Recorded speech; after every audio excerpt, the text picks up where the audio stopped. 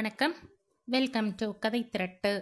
இந்த வீடியோவில் நம்ம என்ன கதை கேட்க போகிறோம்னா, எழுத்தாளர் பிவிஆர் அவர்கள் எழுதிய மிலாட் கதையின் 9வது பகுதி. நம்ம சேனலை இதுவரைக்கும் சப்ஸ்கிரைப் பண்ணாதவங்க சப்ஸ்கிரைப் பண்ணுங்க. பக்கத்தில் இருக்கிற பெல் ஐக்கானை கிளிக் பண்ணி ஆளுங்கிற ஆப்ஷனை ப்ரெஸ் பண்ணுங்க. ஸோ தட் நான் போடுற கதைகளை உடனுக்குடனே நீங்கள் கேட்கலாம். வாங்க கதைக்குள்ளே போகலாம். கடித உரையை பார்த்ததுமே ஒரு சிறு அதிர்ச்சி ஏற்பட்டது ராகவனுக்கு. காரணம், அது வந்த இடத்தை பற்றி 6-7 மாதமாக அவன் நினைக்காமல் இருந்ததுதான். மத்திய அரசின் சட்ட இலாகாவில் சட்ட அதிகாரி தேவை என்ற விளம்பரம் போன வருடம் வெளியாகி இருந்தது. அதிகாரிகளை 2 கிரேடுகளாக பிரித்திருந்தார்கள். முதல் கிரேட் ரூ. 1300 to 1800, இரண்டாவது கிரேட் ரூபாய் 700 to 1250. ராகவன் ஏதோ ஒரு நப்பாசையில் எதிர்காலம் எப்படி இருக்குமோ என்ற மய உணர்ச்சியில் ஒரு மனு போட்டிருந்தான். முதல் கிரேடு கிடைத்தால் கருப்பு கோட்டை உதறிவிடலாம் என்றும் தீர்மானித்திருந்தான். IAS பதவி வேண்டாம், வக்கீல் தொழில்தான் எனக்கு நாட்டம் என்று மார்த்தட்டிய போது அவனுடைய உடம்பில் இளமை ரத்தம் திமுருடன் ஓடிக்கொண்டிருந்தது. 22 வயதில் இருந்த தைரியம், தன்னம்பிக்கை எல்லாம் மெல்ல மெல்ல கரைந்து ஒரு அதைரியத்துக்கு இடம் கொடுத்து வக்கீல் தொழிலில் முன்னேற்றம் இல்லாமலே போய்விடுமோ என்ற அச்சம் பிறக்கிற வேளையில்தான் விளம்பரம் கண்ணில் பட்டது. மனுவும் போட்டான். 4-5 மாதங்கள் எதுவும் நடக்கவில்லை. ஒரு நாள் திடீரென்று பேட்டிக்கு அழைப்பு வந்தது. சர்க்கார் போக வர ரயில் கட்டணம் கொடுக்கிறார்கள். வேலை கிடைக்கிறதோ இல்லையோ டில்லியை பார்த்துவிட்டு வரலாம் என்று போனான்.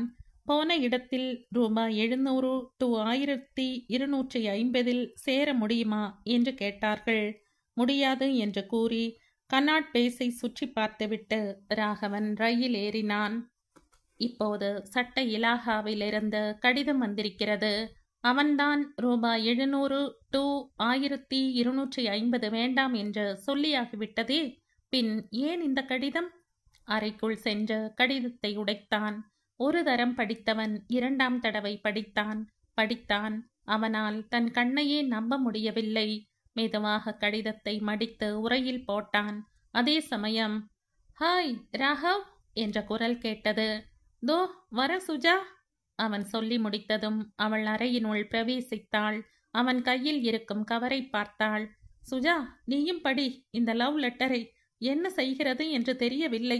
ஆமாம், உனக்கு எப்படி தெரியும் நான் இங்கே இருக்கிறேன் என்று? டெலிஃபோன் பின்னே எதற்கு இருக்கிறதாம்? மவுண்ட் ரோடிலிருந்து பேசுவதற்கு. சீனியர் ஆபீஸில் சொன்னார்கள் நீங்கள் இன்றைக்கு வரவில்லை, வீட்டிலே இருக்கிறீர்கள் என்று சொன்ன சுஜா கடிதத்தை படித்தாள்.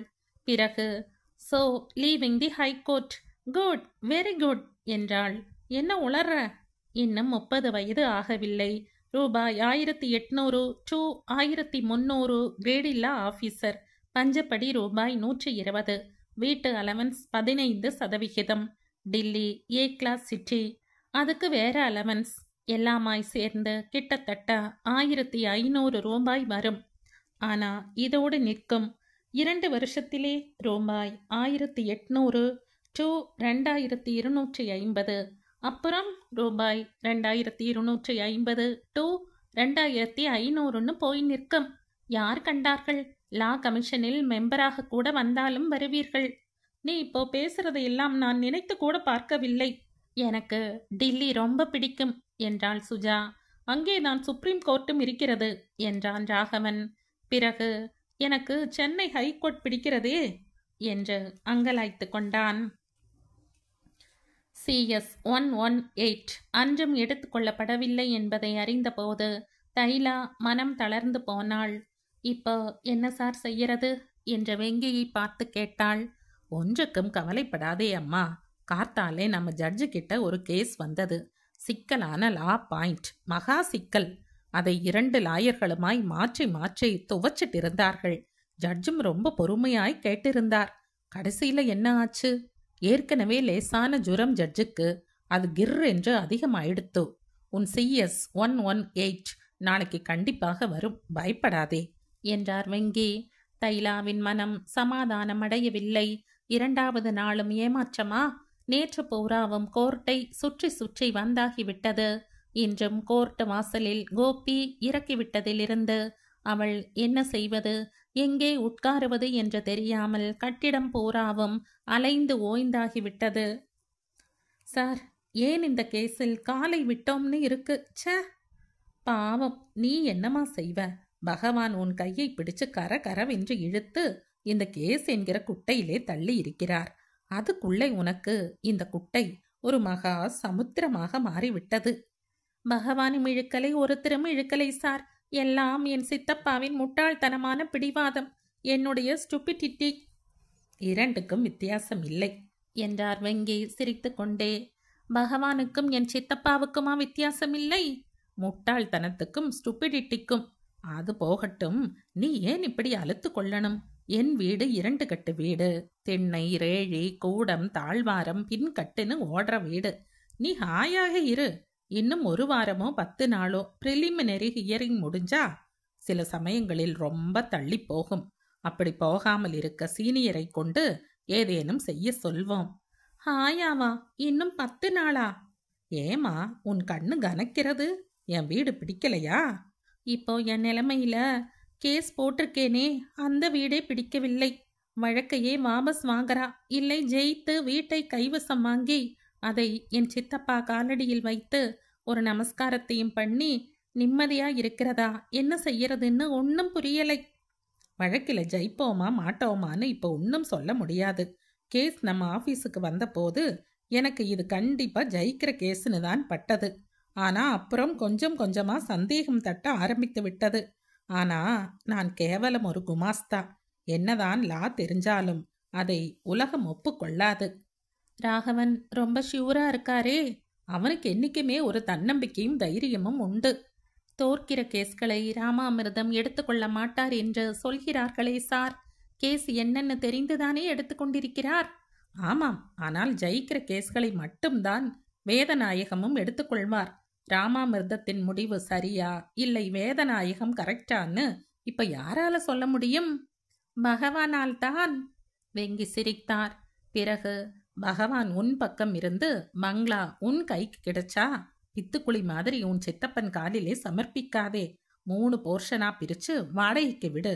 ஒரு போர்ஷன் வாடகை குறைஞ்சது 100 ரூபாய் வரும். கார் ஷெட் வேற இருக்கு, அதுக்கு 50 ரூபாய். ஒரு 100 ரூபாயை சித்தப்பாவுக்கும் கொடு. ஒரு 100 ரூபாயை கார்ப்பரேஷன் டாக்ஸ் கட்டுறதுக்கும் சுண்ணாம்பு பூசவும் வைத்துக்கொள்.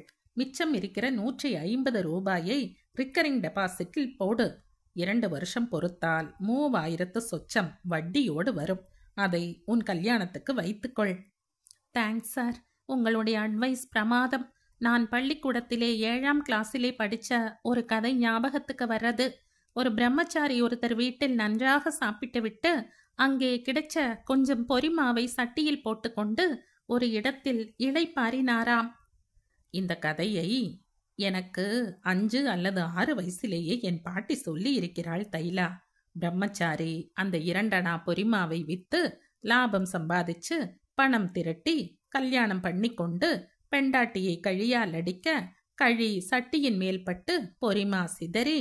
அதுவேதான் சார் நீங்க எனக்கு கட்டி கொடுக்கிற கோட்டை. சரி, என்னதான் செய்ய போற? நேரே உங்க வீட்டுக்கு போக போகிறேன். கால் ரொம்ப கடுக்கிறது. உங்க வீட்டு ஹாலில் படுத்து தூங்க போகிறேன். மணி இப்போதே 3 ஆகிவிட்டது. போ, ரங்கி உனக்காக ஸ்பெஷலா ஏதாவது டிஃபன் வாங்கி வைத்திருப்பான். சாப்பிட்டுட்டு தூங்கு.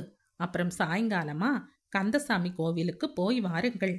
கோவில்னு நீங்க சொல்லுகிறப்போ எனக்கு பாட்டியின் நினைவு வருகிறது. சரி, சினிமான்னு சொல்றேன். கோபியின் ஞாபகம் வருகிறதா? வெங்கி சிரித்தார். தைலா எழுந்தாள். கோபி நல்ல பிள்ளை தைலா. தாயில்லா பிள்ளையை அப்பன் சரியா வளர்க்கவில்லை. அவன் பாட்டுக்கு ஊர் சுற்றி கொண்டிருந்தான். கோபி சமையற்காரன்கிட்டையும் அப்புறம் ஹாஸ்டலிலும் வளர்ந்தான். ஆனாலும் நல்ல பிள்ளையாய் வளர்ந்து விட்டான். நான் வரேன் சார். தைலா ராமாமிர்தத்தின் சேம்பர்ஸை விட்டு வெளியே வந்தாள். மணி 3 அடித்து 5 நிமிடம். கோபியை பார்க்க வேண்டும் என்ற ஒரு தாபம் அவளுள் உண்டாகியது. ஆனால் அவன் இந்த ஆபீஸிலோ அல்லது கிண்டி ஃபேக்டரியிலோ இருப்பான். CS118 இன்றும் எடுத்துக்கொள்ளப்படவில்லை என்பதை அவனும் அறிந்திருப்பான். வேதநாயகத்தின் சேம்பர்ஸில் அவன் இருக்க நியாயமில்லை. ஒருவேளை இருந்தால் பார்க்கலாம், பேசலாம். வாதி பிரதிவாதிகள் சாதாரணமாக பேசிக்கொள்ள மாட்டார்கள். பிரதிவாதிக்கு வாதி மேல் ஒரு ஆத்திரம், எரிச்சல், கேஸ் போட்டு விட்டார்களே என்ற கோபம் எல்லாம் இருக்கும். அதுவும் சொந்தக்காரர்கள் என்றால் கேட்கவே வேண்டாம். இரு குடும்பங்களுக்கிடையே பெரும் பிளவே ஏற்பட்டுவிடும். ஆனால் இந்த CS 118 வாதிகள் முன்பின் பார்த்திராதவர்கள். வழக்கு போட்ட பின் ஒருவருக்கொருவர் அறிமுகமானார்கள். அதன் பின் அறிமுகம் பரிச்சயமாக வளர்ந்து ஒருவர் மனதில் இன்னொருவர் குடியிருக்கும் அளவுக்கு வளர்ந்து விட்டது. எல்லாம் ஒரு 24 மணி நேரத்தில். மனம் ஒன்றுதானா? எதை என்று சொல்வது? தைலா வேதநாயகத்தின் அறையை அடைந்தபோது அது அமைதியில் உறைந்து கொண்டிருப்பதைக் கண்டாள். சுஜா, மற்ற ஜூனியர்கள், டைபிஸ்ட், குமாஸ்தா யாரையும் காணோம். ஒல்லியான ஒரு உருவம் நாற்காலியில் அமர்ந்து சிறு புத்தகம் ஒன்றை படித்து கொண்டிருப்பதைக் கண்டாள். இவரா வேதநாயகம்? அவள் இதற்கு முன் வேதநாயகத்தை பார்த்ததில்லை. அவரும் ராமாமிர்தத்தைப் போல கம்பீரமாக பணக்கார கலையுடன் இருப்பார் என்றுதான் நினைத்திருந்தாள். இப்படி ஒல்லியாக சாதாரண ஒரு மனிதரைப் போல சாதாரண வெள்ளை பேண்ட்டும் வெள்ளை ஷர்ட்டுமாக காட்சி அளிப்பார் என்று நினைக்கவில்லை. ஒருவேளை இவர் வேறு யாரோ என்னவோ? தைலா வந்திருப்பதை உணர்ந்த வேதநாயகம் புத்தகத்தை மூடாமலே நிமிர்ந்து பார்த்து கேட்டார். என்னம்மா வேணும்? சுஜா இருக்காங்களா? இல்லையே. ராகவனுடன் போயிருக்காங்களா? ஏன் அப்படி கேட்டோம் என்று கேட்ட பின் மனம் உதைத்து கொண்டது. ஆமாம், நீ யாரம்மா? என் பெயர் தைலா. ரொம்ப சந்தோஷம் அம்மா. சுஜா வந்ததும் சொல்கிறேன். நீங்க தானே அவளுக்கு சீனியர்? வேதநாயகம் சிரித்தார். சாரி சார், நீங்க தான் வேதநாயகம்னு நினைச்ச. நான் வேதநாயகம்தான், ஆனா சீனியரான்னு கேட்டையே, அதுக்கு சிரிச்சேன். ஜூனியர்னா சின்னவன், இன்னும் முதிர்ச்சி அடையாதவன்னு தான் அர்த்தம். முதிர்ச்சி அடைஞ்சவங்களை எல்லாம் நாம சீனியர்னு சொல்றதில்லை. மாசம் 4000 5000 சம்பாதிக்கிறவன் எல்லாம் சீனியர். நல்ல புத்திசாலித்தனம் இருக்கு, விசேஷ அறிவு இருக்கு, வயசின் முதிர்ச்சி இருக்கு. ஆனா அவருக்கு வரும்படி இல்லை. இந்த மாதிரி வக்கீல்கள் இந்த கோர்ட்டிலே ரொம்ப பேர் இருக்காங்க அம்மா. அவர்கள் எல்லாம் சீனியர்களா ஜூனியர்களா? வெறும் வக்கீல்கள் சார். பாவம், அப்படி கூட மதிக்கிறதில்லை. மனுஷனுடைய தரித்திர கோலத்தை சமூகம் என்றைக்குமே சகித்துக் கொள்கிறதில்லை. அவனுடைய புத்தி, அறிவு, மனதின் பக்குவம் இதையெல்லாம் புரிந்து கொள்கிறதில்லை, பொருட்படுத்துவதில்லை. நான் வயசிலேதான் அம்மா சீனியர். ஏதோ ஆண்டவன் எண்ணிக்கை என்னை நல்ல நிலையில் வைத்திருக்கிறான். ஐ எம் சாரி சார், உங்களை டிஸ்டர்ப் பண்ணிவிட்டேன். ஒண்ணுமில்லை, சும்மா கொஞ்ச நேரம் பகவத்கீதை படித்து கொண்டிருந்தேன். பகவத்கீதையா? ஆச்சரியத்துடன் தைலா கேட்டாள். ஆமாம், படிக்கக்கூடாதா? நீங்க கிறிஸ்தவ மதத்தை சேர்ந்தவர்னு எனக்கு தெரியும். நீங்கள் பகவத்கீதையை? தைலா இழுத்தாள். பகவத்கீதை, பைபிள், குரான் எல்லாம் ஒண்ணுதான். இதில் எல்லாம் சொல்லி இருப்பது ஒன்றே ஒன்றுதான் அம்மா. அதுக்கு பெயர் மனித தர்மம். இந்த மனித தர்மம் உலகத்திலே எல்லோருக்கும் பொது தர்மம். அதை எந்த பெயரில் யார் எழுதினால் என்ன? தைலா பேசவில்லை. பரவாயில்லை, நின்று கொண்டே இருக்கிறாயே, உட்கார். கோபி வந்தாரா சார்? அப்போதே போயிட்டாரே. ஒரு வினாடி நேரம் தைலா வெகுண்டாள். எப்படி கோபி அவளை பார்க்காமல் செல்வான்? நான் வரேன் சார். உன் பெயர் என்ன சொன்னாய்? தைலா. எங்கேயோ கேள்விப்பட்டிருக்கிறேனே. உன் பெயரிலேயே லா இருக்கே. எஸ் எஸ், எங்கே? CS 118 நான் வாதி சார். கோபி பிரதிவாதி. அடடா, ஆமாம் ஆமாம், yes, you are the plaintiff. Ramamirtham ஆஜராகிறார்.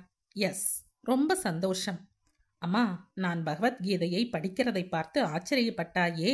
வாதி பிரதிவாதியை தேடிக்கொண்டு வர்றது ஆச்சரியம்தான்.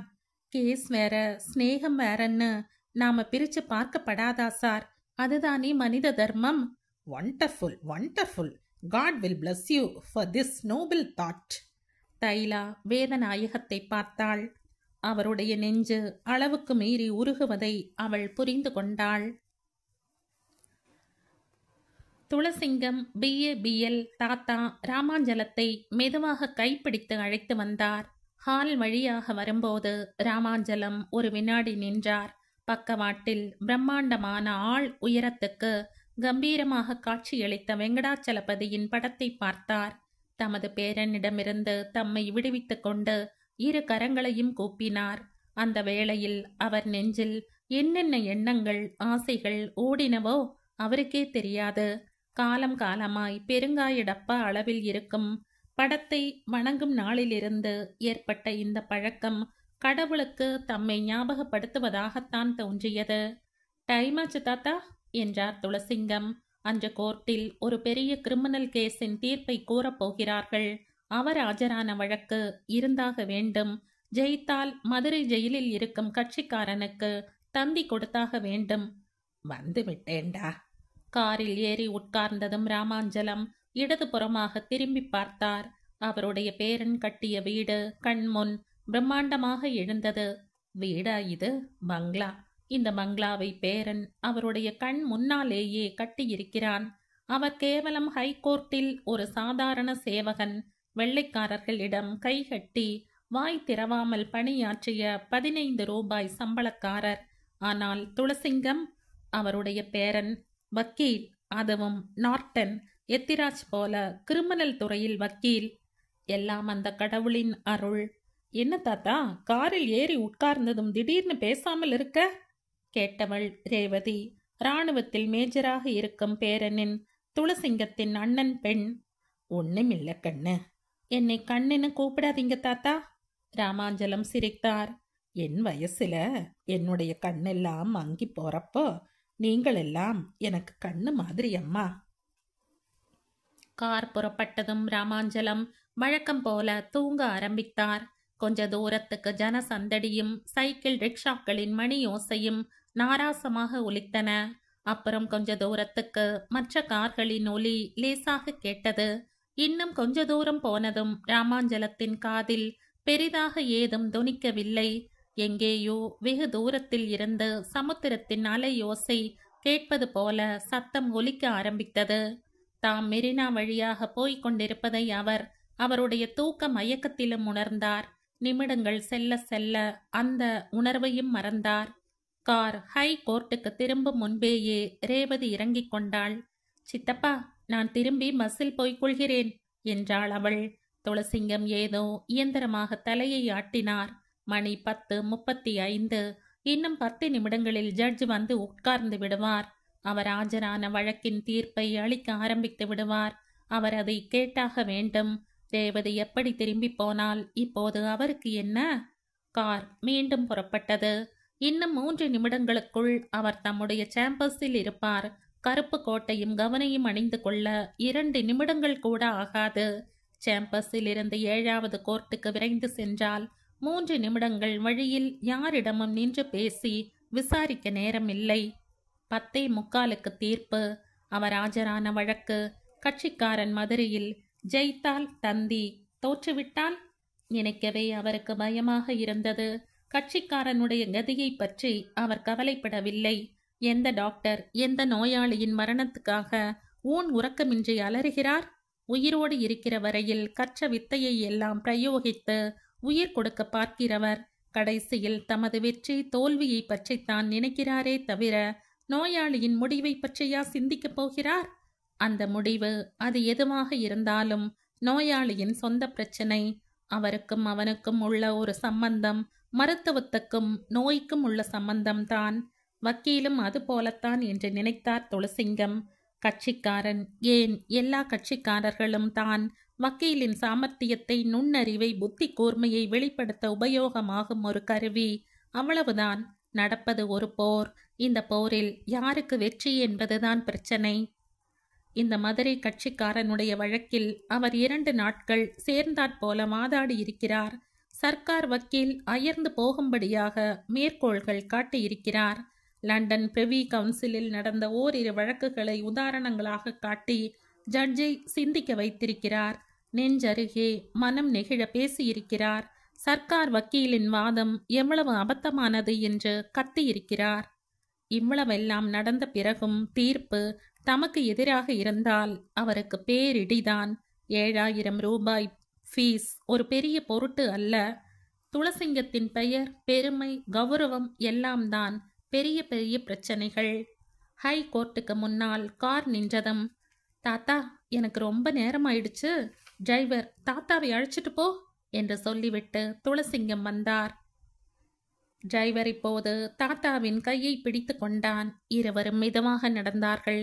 12 ஆண்டுகளாக துளசிங்கத்திடம் வேலை பார்க்கும் டிரைவருக்கு ராமாஞ்சலத்தின் மீது தனி பக்தி, அபிமானம் என்று ஒன்று இல்லாமல் போனாலும் ஒருவித கனிவு இருக்கத்தான் இருந்தது. சிற்சில சமயங்களில் எரிச்சலும் கூட தோன்றும். இந்த வயதில் வீட்டில் ஒரு மூலையில் கூனி குறுகி ஒடுங்க வேண்டியவர் ஏன் ஒரு நாளைப் போல இந்த ஹைகோர்ட் இரைச்சலை கேட்டுக்கொண்டு நாள் பூரா உட்கார வேண்டும்? இந்த எரிச்சல் துளசிங்கம் கோர்ட்டுக்கு வராத நாட்களில்தான் தோன்றும். துளசிங்கம் வராவிட்டால் டிரைவருக்கு வேலை குறைச்சலாகத்தான் இருக்க வேண்டும். ஆனால் ராமாஞ்சலத்துக்கு கோர்ட் இருக்கிறதே, அவரை ஏற்றிக்கொண்டு பாஷ்யம் ஐயங்கார் சிலைக்கு எதிரே தாழ்வாரத்தில் உட்கார வைத்தாக வேண்டுமே. மாணிக்கம், என்ன தாத்தா, துளசிங்க ஏண்டா அப்படி பறக்கிறான்? கேஸ் தான் தாத்தா. பெரிய கேஸா? தெரியாது தாத்தா. எதானால் என்னடா, என் பேரன் கெட்டிக்காரன். எல்லாரும் அப்படித்தான் சொல்கிறாங்க தாத்தா. இந்த ஹை கோர்ட்டில் அவன் ஜட்ஜாகி விடுவான். ஜட்ஜானா வரும்படி ரொம்ப குறைஞ்சு போடும் தாத்தா. ராமாஞ்சலம் சிரித்தார். கௌரவம் எப்படி பெருசா போயிடும் தெரியுமா? உன் மனசுல அப்படி தோணுது. இந்த காலத்துல யார் யார் கௌரவத்தை பார்க்கறாங்க? நான் அந்த காலத்து மனுஷன்டா. மேலும் பேச்சை வளர்க்க மாணிக்கத்துக்கு பொறுமை இல்லை. தாத்தாவை உட்கார வைத்துவிட்டு அவன் ஹை கோர்ட்டுக்கு பின்னால் மற்ற டிரைவர்களுடன் தாயமாட வேண்டும். அதற்கு முன்னால் ஒரு சிங்கிள் டீ தொண்டையில் இறங்கி சிகரெட் உதடுகளில் ஏறியாக வேண்டும். மாணிக்கம் போன பிறகு ராமாஞ்சலம் தமக்குத்தாமே சிரித்து கொண்டு உட்கார்ந்தார். எதிரே புன்முறுவலுடன் கம்பீரமாக உட்கார்ந்திருக்கும் பாஷ்யம் ஐயங்காரின் சிலையில் தோள்பட்டையில் ஒரு சின்னஞ்சிறு இட்லி துண்டு கிடக்க அதை ஒரு காகம் கொத்திக் கொண்டிருந்தது. இன்னொரு காகம் பீடத்தில் உட்கார்ந்து இட்லியில் நாட்டமில்லாமல் மூக்கால் சிறகுகள் எதையோ துருவி கொண்டிருந்தது. ராமாஞ்சலத்தின் சிரிப்பு மறையவில்லை. ஆனாலும் கண் அயர்ந்தது. உடலின் அசதியில் அவர் தூணில் சாய்ந்து கொண்டார். 90 ஆண்டுகளுக்கு மேலாக ஒரு இயந்திரம் இயங்கிக் கொண்டிருக்கிறது. இந்த இயந்திரத்தால் இப்போது யாருக்கும் எந்த பிரயோஜனமும் கிடையாது. அதே சமயத்தில் அந்த இயந்திரத்தை யாராலும் தூக்கி போட்டுவிடவும் முடியாது. ராமாஞ்சலத்தின் காதை சுற்றி ஈக்கள் பறந்தன. ஓரிரண்டு கண் இமைகளை வருடி இம்சித்தன. ஆனால் அவர் எதையும் பொருட்படுத்தவில்லை. தம் இயல்பில் தூங்க ஆரம்பித்தார். துளசிங்கம் 7வது கோர்ட்டில் இருந்து மந்தகாச சிரிப்புடன் வெளியே வந்தார். மணி சரியாக 11:45. அவர் ஆஜரான வழக்கில் வெற்றி தம் சாமர்த்தியத்துக்கு தங்கப்பூன் போட்டாகிவிட்டது. வாங்கிய ஃபீஸ் 7000 கண்முன் தோன்றவில்லை. மதுரை ஜெயிலினுள் ஒரு கண்ணால் சிறை அறையின் சாவியையும் இன்னொரு கண்ணால் தூக்கு மேடையையும் பார்த்து கொண்டிருக்கும் கட்சிக்காரன் அவர் கண்முன் காட்சியளிக்கவில்லை.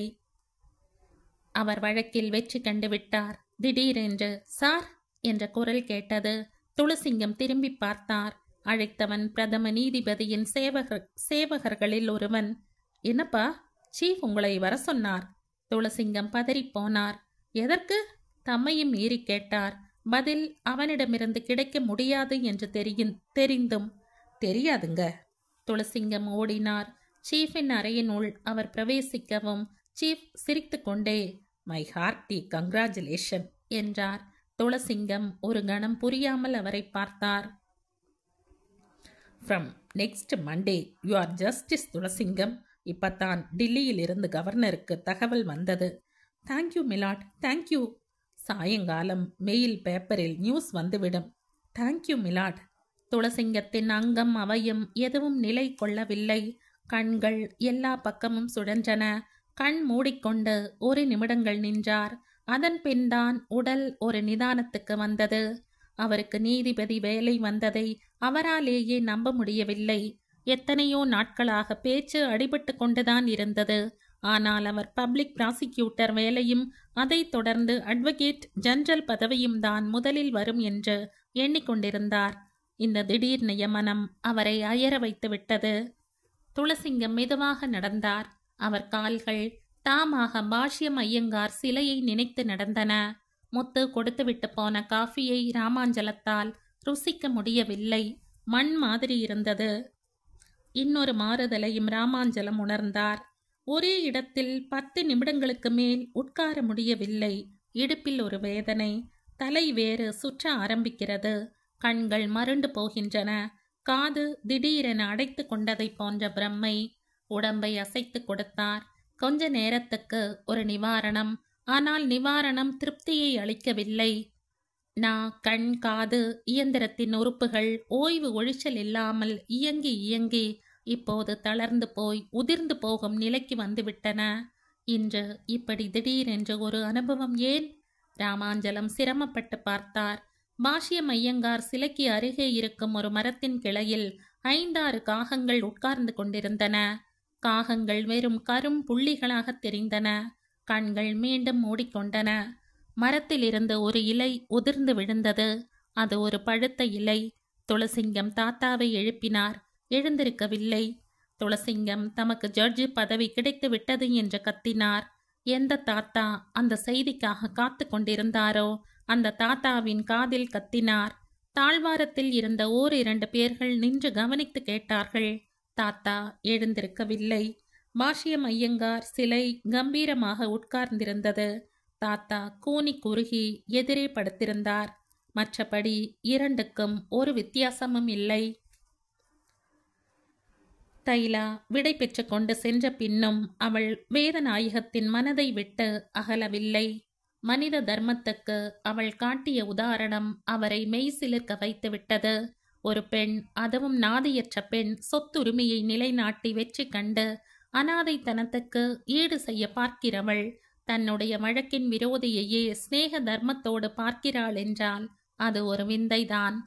வேதநாயகம் தம்மையே மறந்து போனார். தைலாவின் உருவம் கண்முன் நிற்க நிற்க கூடவே கோபியும் தோன்றினான்.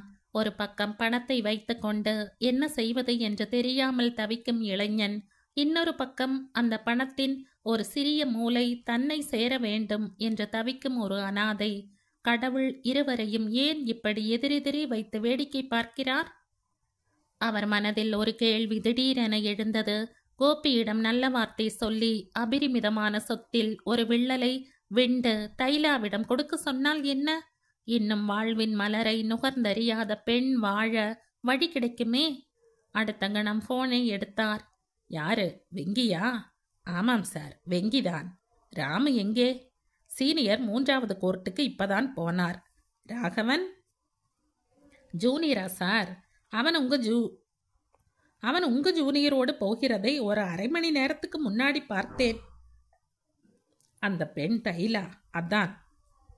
CS 118 சுஜாவை பார்க்க வந்தாள். தெரியும் போல இருக்கு. இப்ப எங்கே இருக்கிறாள்? இன்னைக்கு காலையிலிருந்து எங்க கூடத்தான் தங்கி இருக்கிறாள். உங்க சாம்பஸுக்கு சுஜாவை பார்க்க வந்தாள்னு சொல்றீங்களா? ஆமாம். சரி, அப்படியே இருக்கட்டும். நான் என்ன சார் செய்யணும்? நான் என் பக்கத்தை பார்த்து கொள்கிறேன். நீ சீனியர்கிட்ட ஒரு வார்த்தை நான் சொன்னதாக சொல்லிவிட்டு அந்த பக்கத்தை பார்த்து கொள்ள வேண்டும். புரியல சார். தைலா நல்ல பெண். ஆமாம், கேஸ் நடந்தா அது இழுத்து அடிக்கும். கோபி பணக்கார பிள்ளை, கடைசி வரை பார்க்க போகிறான். அது வரைக்கும் ஈடு கொடுக்க தைலாவாலே முடியும்னு நீ நினைக்கிறாயா? முடியாதுதான் சார். ஆனா எங்க சீனியர் ரொம்ப கான்ஃபிடென்ட்டா இருக்கார். அவரும் வரும்படியை எதிர்பார்க்காமல் கடைசி வரைக்கும் போவார்னு தான் எனக்கு தோணுது. அவ்வளவு தூரம் போகாமலே கேஸ் அவருக்கு ஜெயிக்கும்படியா நான் வழி செய்யலாம்னு இருக்கேன். சார், எனக்கு உங்க மனசு நன்றாக புரிகிறது. ஏற்கனவே நானும் என் மனைவியும் இது பற்றி பேசிக்கொண்டோம். இந்த கேஸே மேலே நடக்கக்கூடாது என்கிறாள் அவள். ரொம்ப சரி. இன்னைக்கு சாயங்காலம் ராமுவிடம் ஒரு வார்த்தை சொல்லிவிட்டு என்னை வந்து பார். என்ன? சரி சரி. போனை வைத்ததுமே வேதநாயகத்தின் மனதில் திருப்தி பிறந்தது. காரியம் முடிந்துவிடும் என்று நினைத்தார். ஆனால் அதே சமயத்தில் கோபியை பற்றிய எண்ணங்கள் எழுந்து பயத்தை உண்டு பண்ணின. அவன் மறுத்துவிட்டால், கேஸ் நடக்க வேண்டும் என்று அவன் பிடிவாதம் செய்தால், அப்புறம் வேதநாயகம் எல்லாவற்றையும் மறந்து கடமையை நிறைவேற்ற வேண்டியதுதான். சாய்வு நாற்காலியில் அமர்ந்து அவர் கண்ணை மூடிக்கொண்டார். பகவத்கீதையை அவர் மறந்துவிட்டார். கோபியும் தைலாவும் அவரை சுற்றி சுற்றி வந்தார்கள். திடீரென்று போன் அலறியது. ராமாமிர்தம் சேம்பஸுக்கு வந்து வெங்கி சொன்னதை கேட்டுவிட்டு தமக்கு ஃபோன் செய்கிறார் என்று நினைத்தார். ஃபோனை நிதானமாக எடுத்தார். வேதநாயகம். அடுத்த கணம் ஒரு புது குரல் பேசுவதை உணர்ந்தார். 5 மணிக்கு உங்களால் வர முடியுமா என்று கேட்கிறார் பிஷப்.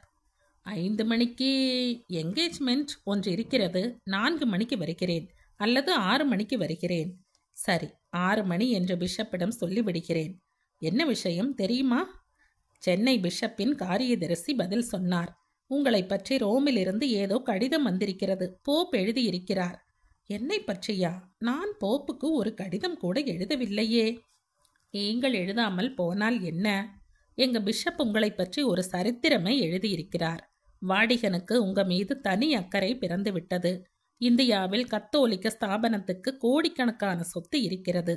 பல இடங்களில் பல வக்கீல்கள் இருக்கிறார்கள். எல்லா வக்கீல்களும் ஒரு பெரிய வக்கீலின் மேற்பார்வையில் இயங்க வேண்டும் என்று சமீபத்தில் பம்பாயில் முடிவெடுத்தோம். புரிகிறது. நீங்கள் தலைமை அட்வொகேட்.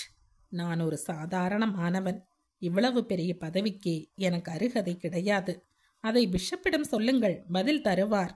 என்னுடைய தொழில் இனிமேல் ஹைகோர்ட் பிராக்டிஸ் பண்ண முடியாது. You will be the legal adviser for us. பம்பாயில் தனி பங்களா, கார் போன்ற வசதிகள் எல்லாம் உண்டு. ஆண்டுக்கு ஒரு முறை ரோமுக்கு போகலாம். ஏன், எல்லா சலுகைகளும் உண்டு. போனை வைத்த பிறகுதான் தம் உடல் வியர்ப்பதை உணர்ந்தார் வேதநாயகம். ரோமுக்கு அருகே இருக்கும் வாடிகன் சிட்டியில் இருந்து மதகுரு கத்தோலிக்க உலகின் தலைவர் அழைக்கிறார். ஏன் ஆக்ஞாபிக்கிறார். என்ன செய்வது? பதவியையும் புகழையும் நிரந்தரமான வரும்படியையும் நினைத்து கொண்டு இந்த வக்கீல் தொழிலை சட்டையை உதறுவது போல உதறுவதா, அல்லது மரியாதையுடன் பக்தியுடன் வந்திருக்கும் பதவியை மறுப்பதா? அவர் பிரம்மச்சாரி. வாழ்க்கையின் தேவைகளை விரல் விட்டு எண்ணிவிடலாம். இதே ஹைகோர்ட்டில் திண்ணையில் 3 நாட்கள் அன்ன ஆகாரம் இல்லாமல் வெறும் தண்ணீரையே குடித்து வாடி வதங்கி போன அவர் இதே ஹைகோர்ட் நீதிமன்றங்கள் மூலம் பிரபலமாகியவர். அந்த பிரபலம்தான் இன்று மெட்ராஸ் பிஷப்பின் அழைப்புக்கே மூல காரணம். 60 வயதை எட்டி பார்த்து கொண்டிருக்கும் அவருக்கு இனிமேல் பதவி எதற்கு, புகழ் எதற்கு? கத்தோலிக்க மத ஸ்தாபனத்துக்கு அவரை விட வயதில் குறைந்தவர்கள் எத்தனையோ பேர் கிடைப்பார்கள். அவருடைய சிந்தனை திடீரென்று கலைந்தது. சார், வேதநாயகம் ஏறிட்டு பார்த்தார். வாடாப்பா கோபி, ரொம்ப களைப்பாக இருக்கீங்க போல இருக்கு. நோனோ, உட்கார். வேதநாயகம் வாடிகனை மறந்தார். இன்னைக்கும் எடுக்கவில்லை போலிருக்கே சார். ஆமாம் கோபி, நான் கேட்கிறேன்னு தப்பா நினைக்காதே. இந்த கேஸ் தோற்று போனால் என்னவாகும்? எனக்கு தோற்று போனால் அந்த பெண் தைலா ஜெயிப்பாள். வேதநாயகம் சிரித்தார். அது தெரியும்பா. ஒன்று பிளஸ் என்றால் இன்னொன்று மைனஸ் தான். எனக்கு இங்கே மைனஸ் என்றால் பிளஸ் வருகிற வரைக்கும் பார்ப்பேன். சுப்ரீம் கோர்ட் என்று ஒன்று டில்லியில் இருக்கிறதே, அங்கே பிளஸ் வருமானு பார்ப்பேன். உங்களை பிளேனில் ஏற்றி அனுப்புவேன். நிறைய செலவாகுமே. ஆகட்டும் சார். எந்த வீட்டை பிடுங்கிக் கொள்ள பார்க்கிறாளோ அந்த வீடு மாதிரி 3 வீடுகள் மதிப்பு வரை செலவு செய்ய நான் தயார். ஏன் இந்த பிடிவாதம்? உண்மையை நிலைநாட்டுறதில் எனக்கு என்னைக்குமே தனி அக்கறை உண்டு சார். அது ரொம்ப நல்ல குணம்தான் கோபி. ஆனா மற்ற சங்கடங்களை நீ நினைத்து பார்க்கவில்லை. என்ன சங்கடம் சார்? அந்த பெண், அவள்தான் தைலா. அவளுக்கு என்ன சார்? அவள் நல்ல பெண் அப்பா. யார் இல்லை என்றார்கள்? உங்களுக்கு தெரியுமா சார், நான் தான் என் காரில் இந்த ஹைகோர்ட்டுக்கு முதலா அவளை வீட்டிலிருந்து அழைத்து வந்தேன். அப்புறம் அடிக்கடி பேசி இருக்கிறேன். ஏன், இன்னைக்கு அவள் தங்கியிருந்த வீட்டிலிருந்து காலங்கார்த்தாலே வெங்கி வீட்டுக்கு அழைத்து வந்தேன். அவளுக்கு உன் மேலே மதிப்பு இருக்கு என்று எனக்கு தெரிகிறது. எப்படி என்று கோபி கேட்கவில்லை. எனக்கும் அவள் மீது ஒரு தனிவிதமான பாசம், அதை அன்பு என்று வேண்டுமானாலும் வைத்து கொள்ளலாம், இருக்கிறது. ஆனால் அதற்கும் கேஸுக்கும் நான் முடிச்சு போட நினைக்கவில்லை. அன்பு இருந்தால் நீ சொல்வது போல கேஸை தொடர்ந்து நடத்துவது அசம்பாவிதம் இல்லையா? Yes sir. ஆனா உண்மையான வாதியோடு தான் நான் வழக்காடுகிறேன். என்ன சொல்ற? வக்காலத்தில் கையெழுத்து போடுகிற வாதி வேற, உண்மையான வாதி வேற. சார், இந்த பெண் தைலாவுக்கு என் சொத்தில் ஒரு பைசா கூட வேண்டாம். அவள் அதற்கு மனப்பூர்வமாக ஆசைப்படவே இல்லை. தைலா ஒரு பொம்மை சார். அதை கட்டியிருக்கிற நூலை இழுக்கிறவர் திருப்பூரில் இருக்கிறார். இந்த பெண் இந்த கேஸில் புகுந்து தன் செஞ்சோற்று கடனை தீர்க்க பார்க்கிறாள், அவ்வளவுதான். இதெல்லாம் எப்படி தெரிந்தது உனக்கு? கொஞ்சம் தைலா மூலம் தெரிந்தது. பாக்கியை அந்த நூல் இழிக்கிற திருப்பூர்காரன் சொன்னான். 4-5 மாதங்களுக்கு முன்னே இங்கே வந்து என்னை மிரட்டி பார்த்தான். தன் அண்ணன் என் தகப்பனாரிடம் வாங்கிய பணத்தை வட்டி உட்பட திருப்பி கொடுத்ததற்கு தன்னிடம் ஏராளமான சாட்சியங்கள் இருப்பதாக சொன்னான். நானும் ஒரு வினாடி நம்பினேன். ஆனா அந்த சாட்சியங்களை எல்லாம் கூண்டில் ஏற்றாமல் இருக்க, இந்த வீட்டை நானே தொடர்ந்து அனுபவிக்க ஒரு 10,000மோ 20,000மோ தேவையாக இருக்கும் என்றான். அப்பத்தான் புரிஞ்சது அந்த திருப்பூர் சோமநாதன் ஒரு ஃப்ராட் என்று. வேதநாயகத்தால் பேசவே முடியவில்லை. இப்ப புரிகிறதா சார், நான் ஏன் உங்களை பிளேனில் டில்லிக்கு அனுப்ப தயார் என்று? புரிகிறது. ஆனால் அந்த பெண் நல்ல பெண். அந்த பெண்ணுக்கு தனிப்பட்ட முறையில் நீங்கள் என்ன உதவி செய்யணும் என்று சொன்னாலும் நான் செய்ய ரெடி சார். கேஸ் முடியட்டும், நான் ஜெயிப்பேன். அப்புறம் இந்த வீட்டையே வேண்டுமானாலும் அவளுக்கு நான் பரிசாக கொடுக்கிறேன். ஏன்னு கேட்டா, உலகம் என்றைக்கும் என் பக்கம் இரக்கம் காட்டாது. பணக்காரன் ஏழையின் வயிற்றில் அடிக்கிறான், பணபலத்தால் கேஸை ஜெயிக்கிறான் என்று சொல்லும். வேதநாயகம் கோபியை பார்த்தார். அவருடைய கண்களில் ஒளி வீசியது. அப்போ கேஸ் நடக்க வேண்டும் என்கிறாயா? கண்டிப்பாக. ரொம்ப சரி. இப்ப எங்க போகிறாய்? தைலா வெங்கி வீட்டில் இருக்கிறாள். அவளை பார்க்க போகிறேன். I wish you good luck என்றார் வேதநாயகம்.